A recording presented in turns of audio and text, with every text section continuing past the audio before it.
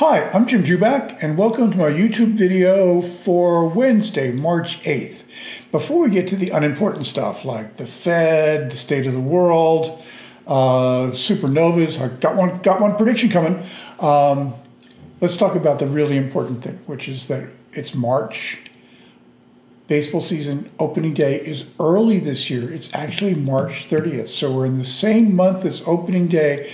And for the first time in a long time, all 30 major league teams are scheduled to play on opening day. So it's going to be just, for those of us who've been trying to get through the winter, waiting for baseball, it's about to happen. All right. Anyway, if you like this video, please give us a thumbs up. Subscribe to my YouTube channel. You get notification when we're doing our next one. We have a house guest at the moment from Italy, and she is subscribed to my YouTube channel, so she's getting them. If she can do it, you can do it, and it's free. You can also get my free site, jubackpicks.com, and that has a couple of posts a day and 3 portfolios. Or you can subscribe to my paid site, that's jubackam.com. Right now we're running a promotion, 20% off, but that's got 6 portfolios, and we do some options, and I just did an options play on VIX, and we'll talk about the VIX a little later. And risk reward in this market. So you can subscribe to that. Links to those down below.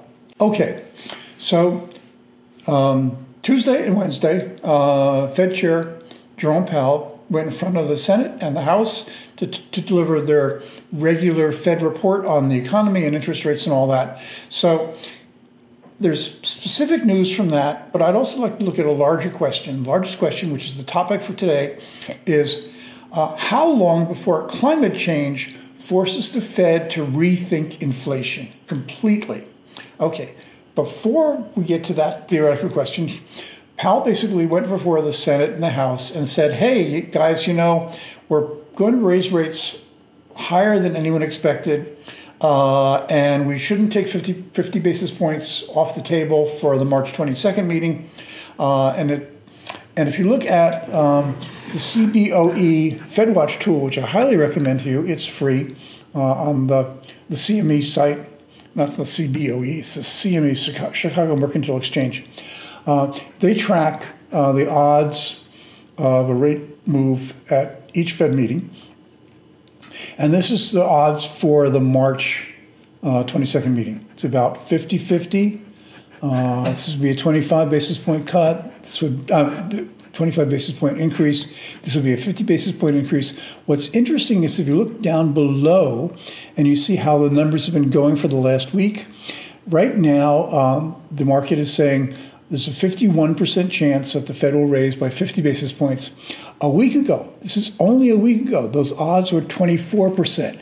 We've seen a massive shift in the market toward a belief in higher rates. Basically, the CME calculates these by looking at prices in the Fed funds futures market, so it's a reflection of not some secret mole inside the Fed, but instead what the market thinks about the odds. So we've seen a massive shift in this, but we're still only at 50%. I think we're going to see that continue. Anyway, thinking about what's going on with climate change, and climate change is important because people are going to starve to death, and people are going to wind up underwater, and they're going to be sweltering in the heat. But statistically, climate change is also really important.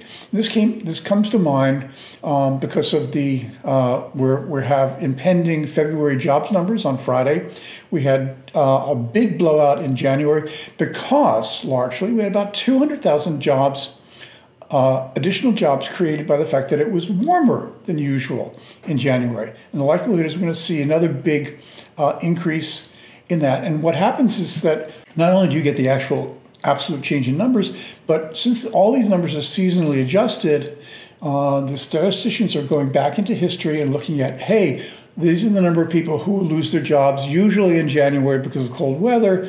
So you get, they adjust it downward at the same time as the weather is actually moving it upward. So these numbers were, I think, really questionable. And we'll get a little more news on that in February, in a couple of days. But the larger question is, remember that the Fed breaks down inflation into 2 measures. There's a headline measure, which they tend to ignore, and there's a core measure, which takes the headline numbers, prices for the whole economy, and takes out energy and food prices because those are too volatile. Well, I would argue that in an area of era of climate change, food and energy are exactly the two sets of prices that are most crucial, because those are the things that are most impacted by climate change. Food prices are going to go higher, energy prices are going to go higher, because climate change is going to make the demand for energy increase. We need more cooling in the summers, as well as it's going to make the food supply much more problematic. So at some point, the Fed is going to have to figure out what they want to do about those two pieces of reality. I mean, I know we're talking about statistics, which are not real. They are numbers, and people collect them in various contexts. I'm reading Mary Poovy's book on history of the modern fact, which is why I'm thinking about this in some way, which I'm only about 20 pages into it. It's very dense. It's going to take me a while, but it's really, really good. Anyway,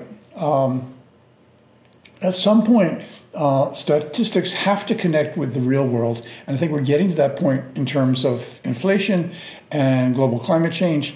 And when the Fed looks at it, Lael Brainerd, who recently is moving from the Fed to the White House Council of Economic Advisors, was really the figure inside the Fed arguing most strenuously for changes due to climate change. So she's now off the Fed. See who picks up that mantle and runs with it.